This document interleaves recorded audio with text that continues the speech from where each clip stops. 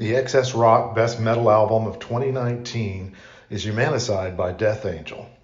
I had the chance to sit down and talk with guitarist and founding member Rob Cavestany about the album, the current state of rock, and much, much more. Check out our interview here. All right, so I've had a chance to listen to a little bit of the new album, heard the single, the Humanicide, from the album of the same name. Great. And very impressed with what I've heard so far. Of course, I'm a longtime fan, so pretty much like everything you guys have put out. But yeah, you guys are continuing on a great streak. Tell me a little bit about this new album, if you don't mind. Well, that's, first of all, it's great to hear, so thanks for the warm words there. What's the question? Tell about the new album? Yeah. Well, it's our new album. It's our 9th studio release, and it's the 4th album in 10 years with an exact same lineup. So that's nice. It's the longest running streak of the same lineup that we've had here. So we're feeling pretty solid and feeling good about it. It comes out May 31st.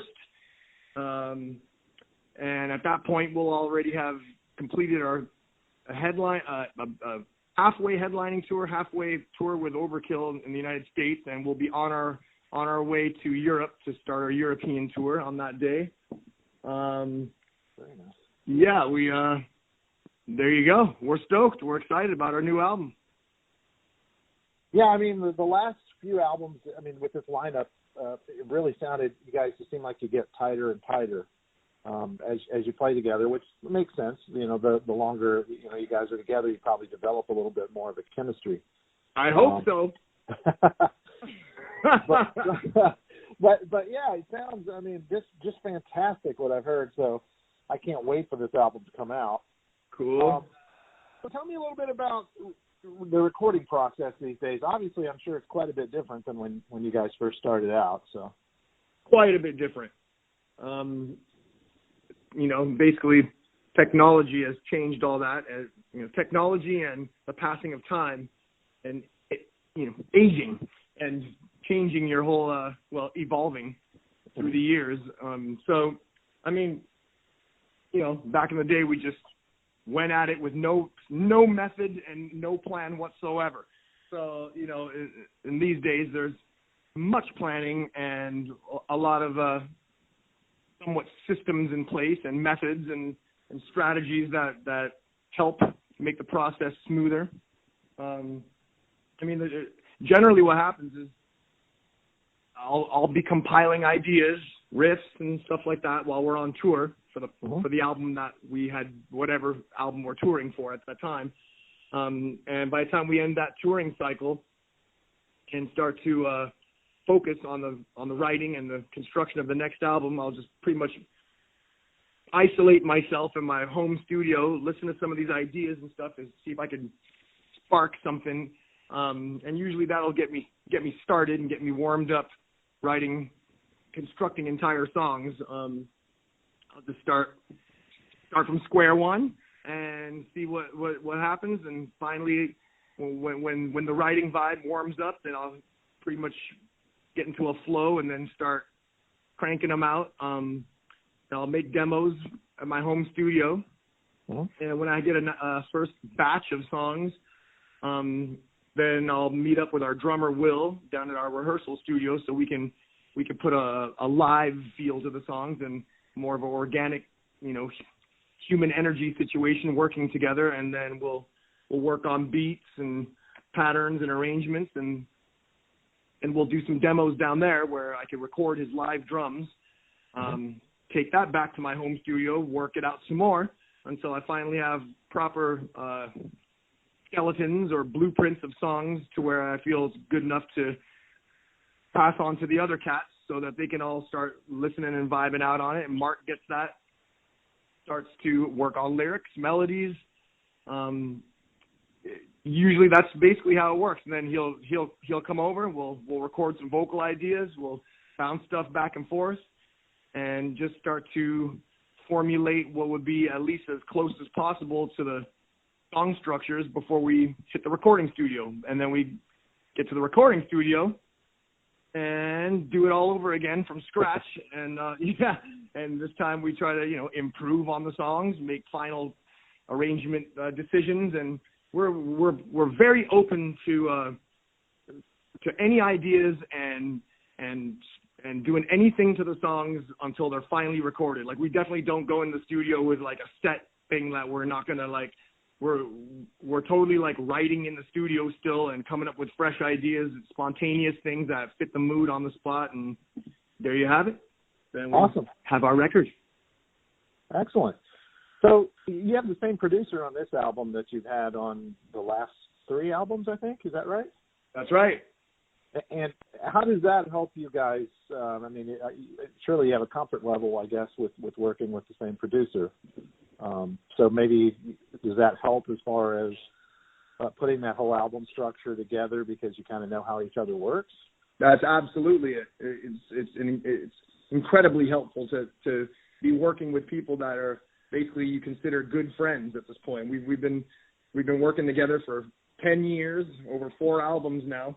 And so, yeah, we're dear friends and colleagues and coworkers. And so, sure enough, you just eliminate the process of feeling out each other's ways of working, personalities, every other kind of thing that may or may not click. Gotcha. And so we just get immediately to work, which is a beautiful thing. We waste no time with any of that. We waste no energy with any of the other stuff. And, I'm really pleased in the final result from the first album onward. So it's kind of like, if it's not broken, don't try to fix it kind of situation. And it's not just Jason working as producer. I mean, I'm basically co-producing with Jason, so we're producing together the entire time. But it's the entire team, the engineer, and even Ted Jensen at Sterling Sound doing the final sheen of the mastering. It's happened on all 4 of these albums, and we just feel like we've got a great team going with that. And another thing is, we have like a similar sense of humor. We have a similar kind of working schedule. Me and Jason are totally nocturnal, which is nice because we're firing on all cylinders deep into the night, into the wee hours, and that could be problematic if I was at a different studio with a producer who likes to work in the morning or in the early part of the day, like normal hours, and then we're going to be off timing right off the bat with it, Gotcha. That's rock star hours, though. You guys working in the night, so. Well, I've just always been nocturnal, and that's just when I come alive and feel creative. So some studios and some people just don't work that way. They have like different hours and stuff. But like he owns his own studio, so we're just basically on a 24-hour clock over there. We're working 7 days a week, like insane madmen over there. But it's fun, and it's suiting us right now. Well, I'm very happy to see you guys continue to release new albums, and I say that because a lot of the metal bands that have been around, especially as long as you guys have been, that I've talked to, that when I do interviews with a lot of these guys, they tell me that there's not a lot of money in creating albums nowadays, and most of that comes from live performances and merchandise. I don't know. Exactly right. Is that the case with you guys as well? Oh, absolutely right. For us, all the work it takes to create a new album, which it takes a lot. I mean, it's definitely the most incredibly life-draining, fucking brutal, fucking workload, steal you away from your family and friends and everything else thing for me in the world. It's way, way crazier than being on tour. Being on tour is a walk in the park compared to creating a record. But we don't do it. But yeah, we do it because mainly we love music. We love to create music, and we want to leave as much of a mark in the music history books as we possibly can.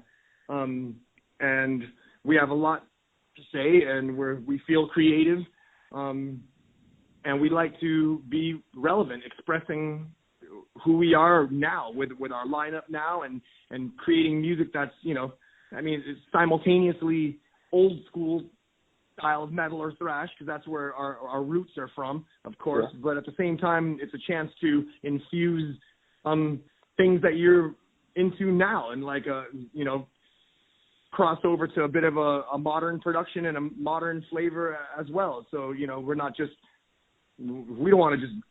into going out with a retro dinosaur kind of vibe. Like we're here now.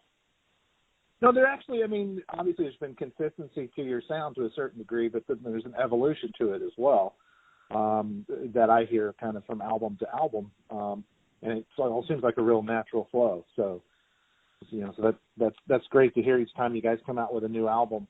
You can kind of hear some new ideas, some new things, like you say. The production value, of course, today is very different from when it was in the late 80s, early 90s. For what you do.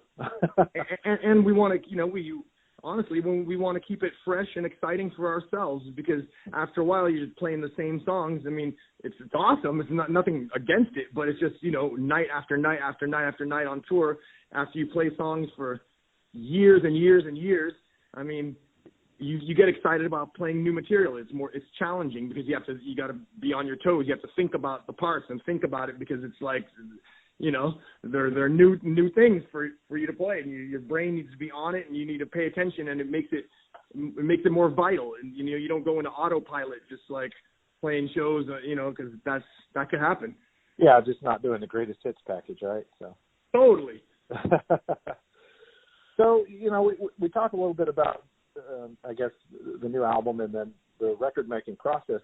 Tell me a little bit about what you think about where music is today, and by that question, I don't really mean the music industry, because it's kind of fractured, and I think everybody knows that. But as far as like streaming services and things like that with music, are you pro on that side of thing, or are you disappointed in the fact that streaming is kind of taken over and purchasing albums isn't quite as big of a thing as it used to be? Well, that's kind of it's a tough one, because I have to split that in half, because on one half I have to look at it as a music listener and a music fan, and on another half I have to look at it as a person who's putting music out and needs to survive off of their job, which is to create and release music. So on the side of the artist side, it's a bit fucked, because it's hard to make a dime off of music at all, and sure. that's not helping. It's the structure of payment on the streaming stuff is not so good these days. At least sure. for people like us. We're not like people like with millions and millions and millions of spins. Like we're playing thrash metal and a subgenre of a genre that's not exactly the flavor of the month these days. So that being said, it's rough on that side. However, I do like you do get exposure from it, which is cool. When you get put on playlists and people discover you that way. So that's, I guess, the modern era of what radio once was, rock radio or something, where you might discover somebody new. But, on the other side of that, as a music listener and as a fan, I mean, I had to fucking give in eventually. It's just, you can't beat it. Like, you can't beat it. Suddenly, I just have every fucking record I'd ever needed to have. And it's all in my phone, And for a person, most people are on the go, but we are really on the go. We're traveling constantly flying back and forth, traveling, and you can only bring so much shit with you.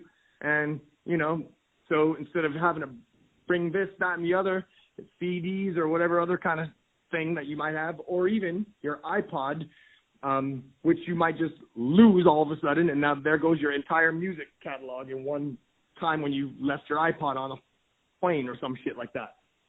Yeah, it's quite a progression. Dude, what can you say? All you have to do is log in anywhere, and your entire music collection's there. And I'm listening to music constantly, so it's incredibly convenient. So, after a while, convenience takes over. What else can I say? I'm not going to lug around all this shit when I can just have my beautiful playlist prepared on my streaming music. So, I'm rolling with it. I just wish they could, it would benefit the artist more. So how's your relationship with Nuclear Blast? You guys have been working with them now for just a little bit. How's that going? It's pretty amazing. As a label. It's easily the best relationship we've had with a record label, and we've had quite a few. But this is by far a family environment. It's been many years now, since 2003. So yeah, I mean, we're a family together. We're like truly good friends with many of the staff members. And first and foremost, many of them are fans of the band. Like they were listening to our band and following our band long before they were working at the record label. So, you put all these elements together, and it's a dream relationship. And they obviously know what they're doing with metal. So, we couldn't be happier. We're in a really ideal relationship with a record label. So you mentioned you're going out on the road with Overkill. When does that start? The tour kicks off on April 19th. It's coming around the corner, but we do we meet up with those guys on the East Coast. So starting from California, we start heading out there doing, I think six headlining shows or something like that. Then we hook up with them, do the shows with them, and then another half dozen or so headlining shows coming back home. We get home on May 19th, so it's like exactly a month of that tour. Nice. And then you'll have a little break, and then I go out on the European tour then after that, correct? After the album? Yeah, like literally just about a week. We get a week at home, get our shit together, and say goodbye again and go rock Europe. So obviously, you've been doing this for a long time. What do you consider at this point in your career to be your biggest accomplishment? That's a tough one in around 37 years of this band's existence. Our biggest accomplishment. That's interesting. I don't know how to look at it that way. I mean, I could see points of personally to me, like moments that stand out. Like in that moment, it was like the most incredible thing possible. But there are different ones. I mean, probably the most important accomplishment was to put out our first album, to get signed whatsoever, release the Ultraviolence, holding the vinyl in my hands for the first time, and just in disbelief that we actually have a legit record out there in the world in 1987. That feeling's unbeatable. So a personal accomplishment that might be hard to beat. But our biggest accomplishment, I mean, just still existing to this day. True. I mean, a lot of bands have come and gone in the time period that you guys have been around. So yeah, I mean, and let me add, not just existing, but in my opinion, kicking fucking ass. As strong as our band is, as on fire as we have ever been. Right on, man. Yeah, you guys really, tear it up too. I mean, in the live setting and everything. So your career goals at this point. I mean, obviously, it sounds like you still have a big passion for music. You're really enjoying this. What do you foresee for the future of Death Angel going forward? I mean, I can only look at it. I can really only look in the near future, because I don't feel comfortable predicting the future. I'm one of these cats that's like not into seeing the future whatsoever. It's like I'm not. If there was a way to look into the future, I don't even want to see it. I want it to come as it comes. So I can only hope that we will keep the fire burning the way it is now for as long as is actually possible, and that's the best I can hope for, that we just keep the passion never dies. And I wake up every day into it, loving music and wanting to do the best we can with the time that we have, leave the biggest mark musically on the world that we can go. So, I mean, we definitely would, like to do more records, more touring, and take it as big and as far as we possibly can. Well, you guys, are kind of mentors to a lot of other bands. I mean, there's a lot of bands that have been out and listed you as people that they got excited about, looked up to, kind of used you as a platform, to start their career. What do you think of? I mean, do you have any of the newer bands that are out now that you actually like? There's a lot of great new bands out there, and I do like them, but it's hard for me to start really naming people because, to be quite honest, I'm just one of these cats that just doesn't really listen to a lot of the newer stuff that's coming out as much. I mean, I'll give it a listen, but after a while, my ears are just craving the artists that I'm worshiping. Yeah. And that's just, I just got to blame that on being an old guy from the old school. So, no, I'm not trying to say anything. I definitely want to support the younger bands, the newer bands. Without them, the thing's going to die out and there'll be nothing left. So, of course, they got to keep the torch burning. That being said, we've played with some great, so-called newer bands. Like, one of the killer bands I think is Havoc. But these guys, the batch of bands I would name now aren't even new per se by this point. They're not even new, but to me they're newer. Like because I'm so fucking old. That these guys seem to me newer, like Municipal Waste, even Revocation.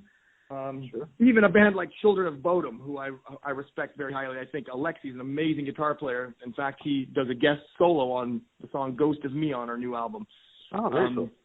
So, but they've been around forever now. But, to me, they're newer compared to the other artists I listen to. Like they're coming from the 70s and shit like that, So, there you have it. That's all I can honestly say. So who influenced you originally? I mean, who was the band that you saw when you were younger? Because, you guys were practically kids when you started this band. But who did you see and think, wow, I want to do that? Well, that is the defining moment for our entire band is when we all saw Kiss live in 1979. So I was like 10 years old, 10 or 11 years old. Our parents took us to see our favorite band, Kiss, live. We painted our faces. We were all excited. And we went and saw this show, and that was it. That was fucking it. Like, as soon as we left that show, we're like, okay, we need to learn how to actually play instruments so we can form a real band and make this happen. So that was like, what's that? And you did. and we did. But it didn't happen overnight, though. The idea happened. That was where the seed was planted. But it took a minute to make it actually happen. I have to credit, at this point, then fast forward, I credit Randy Rhoads and that era of Ozzy for making me actually spend the time and put the hours in and really learn how to fucking play. And to the point where I could write something and work on something. And so Randy Rhoads is my original guitar hero of all time, and I credit him for the fact that I can even really play guitar. But it was Kiss that made us want to form a band. Gotcha. So I'm going to throw something out there. I throw this out to everybody I interview, and sometimes I get a good response, and sometimes I don't. But what's the strangest request that you can remember that you ever received from one of your fans? Strangest request?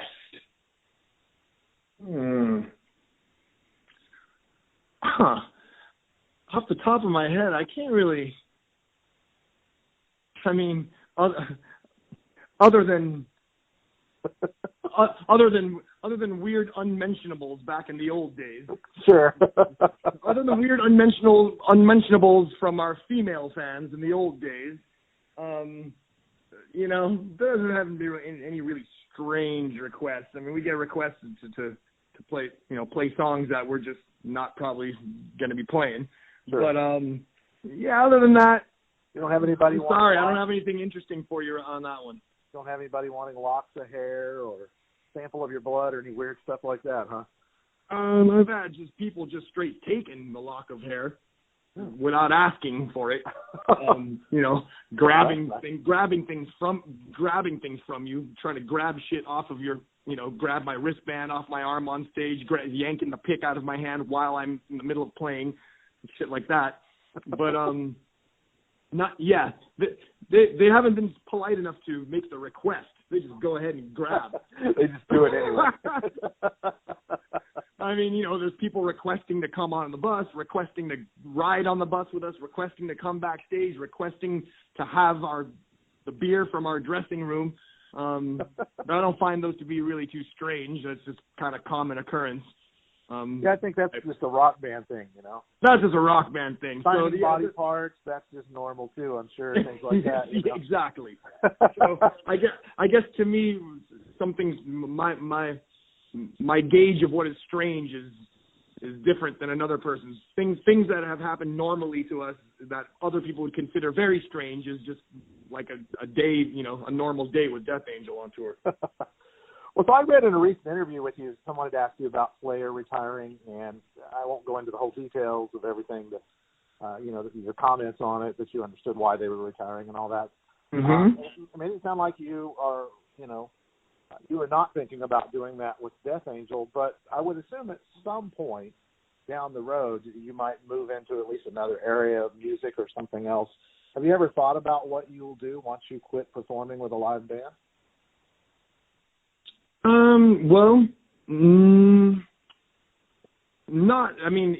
Generally speaking, at the point where I quit performing with a live band whatsoever, I imagine myself to be so fucking old at that point that the only thing I'd want to do is retire somewhere fucking awesome and just fucking chill, and get the rest that I've been needing for fucking decades.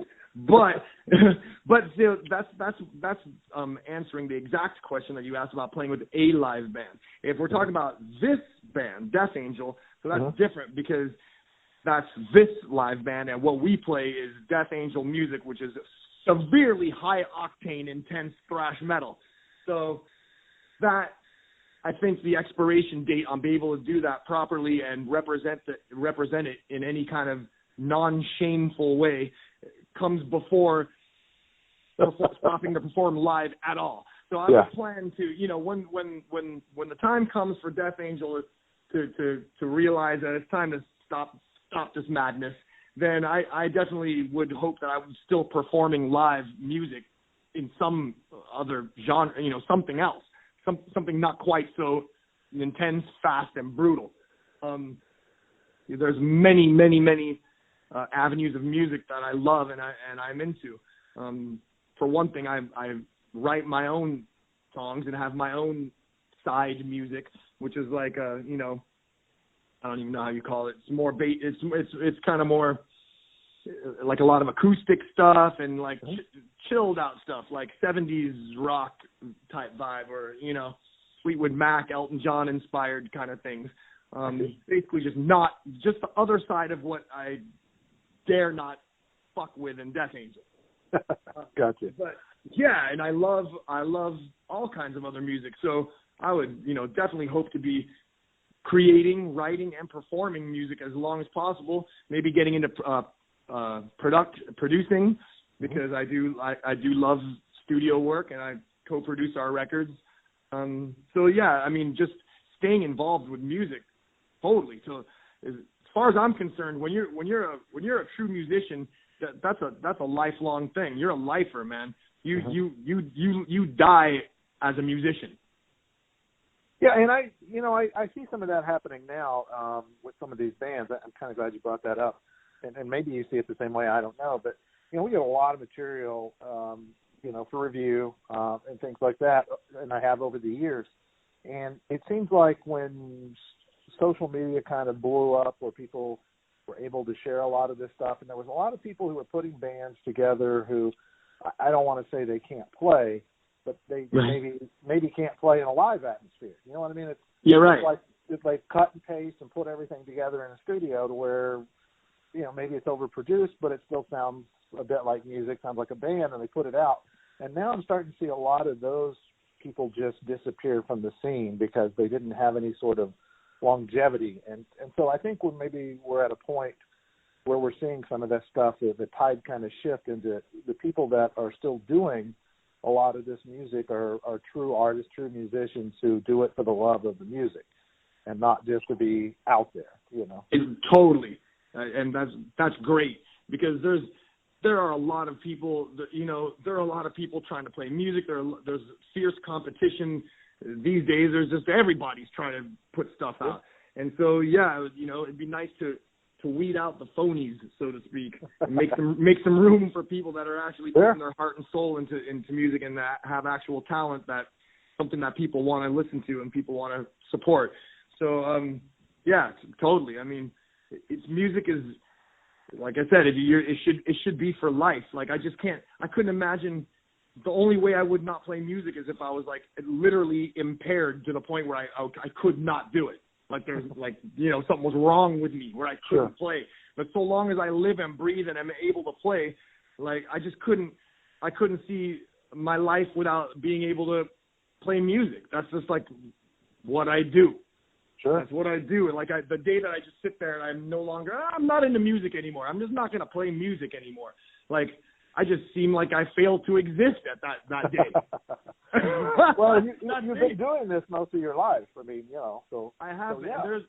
There's been downtime. You know, there's been in between situations and circumstances where shit was not going well, and there was a struggle. And you know, you're working your day job, fucking exhausting yourself to survive, and meanwhile you're trying to play music on the side, but like there's no income whatsoever with the music, and you're just fucking exhausting yourself, double time in your entire life to work your ass off, you know. And so finally there's been points where I've tried to, you know, be sensible, so to speak, and go, all right, I think I need to focus on trying to work or something here. Like, stop trying to like dealing with music, this passion, and like get real. You know what I mean? Like, there's responsibilities happening here, and I'm caving in like fucking life. So I try to just escape music for a minute, like try to literally escape it. And for a minute there, it would work because I convinced myself I'm doing the right thing. But I would soon thereafter go into a really dark place and be very bummed and depressed, and I couldn't recognize myself, and it wasn't happening. And so thank God I'd come to my senses and just like go back to like playing music. And as soon as the music would come into my life, I immediately feel better. So it came to a point where I just made a deal with myself that that's my purpose. I'm just going to accept that is this life for me in this lifetime, and I'm just going to give my entire life to it, to the fucking bitter end. Well, that's incredible to hear, and I'd love to hear it as a music fan and you know, a listener. I mean, I hope I follow through. I hope one day you don't run to me someday and go, "What happened, dude? I remember in the interview you told me you were doing it for life. Now what the fuck? Well, you don't play music anymore?" So I hope I never have to get called out on that. And you know, when I'm saying it, I'm truly meaning what I'm saying. So sure. Let's see if it happens that way. So, Rob, for anybody that doesn't know you, what would they be surprised to know about you? I mean, what's not just out there for everybody? There's a lot to be surprised about me. People, you know, if people basically just know me as Rob from Death Angel. Like, if they know me that way, then they know that side of me and what we project as a band in that avenue. But that's only that side of me. I definitely don't live and breathe fucking metal like every single second of my life. So I totally am a person that needs balance. And so on the other side of me, I'm fucking getting away from metal and getting away from Death Angel so that it doesn't just take over my other people that are around me, such as my family and my friends that don't necessarily need to know me as dude from Death Angel, like, you know. And I need to get that space to balance myself out and keep myself grounded to where I just want to not think about Death Angel for a while and just be some dude that's not even having anything to do with that. And I like to escape into an anonymous world as much as possible. I'm pretty introverted in a way where I like to hermit out and exile away from masses of people and loud music and everything, and then I'll just kick it with my family, hang out with my kid, be very mellow, listen to acoustic music, and pretend that Death Angel's not even a thing for a little bit there. I need that. I need that badly. And when I'm in that zone, probably people would be surprised at the shit that I listen to that I love. I love that inspires me in different ways. And no, I'm not gonna name this music because I don't want people fucking getting pissed and talking shit and fucking losing respect in what they thought that I was. Like, yeah, you know what? I'm scarred from that. From this. I'll never forget this moment. Like, this was even in like 88 or 89. We were on tour. Like, we were either on the Frolic tour or the Act 3 tour, and I was backstage at one point. I had on my U2 shirt that day. And I just remember a fan, like, all stoked about meeting the band and everything. And he was talking to me, and then he realized my shirt. And then, like, he just got totally disgusted because, of course, he was not even into U2 at that point of time. And he could not accept that I liked U2. And, like, I just remember, like, practically getting in an argument with this dude, like, because he was just, like, trying to express his disdain for that. And I'm like, is that really making a difference in our moment here? Like, you're getting negative because of my shirt and what music I like. Like, just, you know, Death Angel's fucking heavy and fucking thing, and I don't like the fact of picturing that you're like listening to this poppy shit, like, and you know, I'm like, wow. Well, that's the last time I share my fucking inner shit with a random person like you. you did like me before you heard of that. Yeah, I've got friends like that, though, that are like, it's all one genre, right? Like, if they're a metalhead, it's all metal and everything else sucks. And, you know, it's just like almost like a hatred for everything that's not inside this little box. It happens. It's not even just metal. People, you know, who like whatever other style of music. That's what some people, that's all they listen to, you know, and that's fine. Like, to me, that's fine if that's how you are, but the problem is that some people don't dig it when other people are like a variety of music, or they want you to be a purist like them or something. So to me music is similar to, I always compare it to like food, you know, food or style of movies you like, for instance, right? So, like, there's all kinds out there. Like, so some people, they have a more narrower taste, and all they like is fucking cheeseburgers, and that's it. So, fine. Like, but some people like a variety, and why are you fucking pissed at me because I like that food, too? Like, so, you know, it's a personal taste. You'll get a room full of like-minded people, but ask them what they like to eat or don't like to eat, and you're going to get a fucking completely different answer from all these 10 dudes, like. But they all like metal, though. Yeah, well, and the way it is nowadays with the world, everybody likes to just argue about everything anyway, so it would be very easy. Exactly, man. Have one side pizza, one side hamburgers, and they would just be fighting back and forth, I'm sure. Yeah, I mean, you know, you got in the band, you got one guy's a vegetarian, this other dude does not like vegetables, you got fuck this and that, you know, we coexist. So same thing with music, but so in my experience, and of course, because we are a metal band, and I understand that some of our fans might not like this other kind of stuff, and that's fine. But I don't want to create a fucking whatever. Just be it known that I listen to shit that you guys don't like. Sometimes. So, you know, there you go. I'll leave it there. So now, when you guys started this lineup a long time ago, you had, of course, different band members. Do you still ever talk to Gus or Dennis? Funny thing is, Gus and I are really, really close. Really close. We hang out all the time. We jam acoustics together, and he comes to Death Angel shows and hangs out and stuff. He's just like, he's comfortable in the situation as to where everything ended up by now. Yeah. But unfortunately, I'm really disconnected with Andy and Dennis because the band was such the glue for us that for some reason it just got, well, not for some reason, for obvious reasons, it got really awkward when they left the band, and I'm still in the band. And unfortunately, it's been so long now. It's been over a decade, but I thought that things would just smooth out after a while and there'd be nothing. But even though we see each other here and there and cordially, you know, in the same place at the same time, we're actually really, really disconnected, and I'm really sad about that. Huh?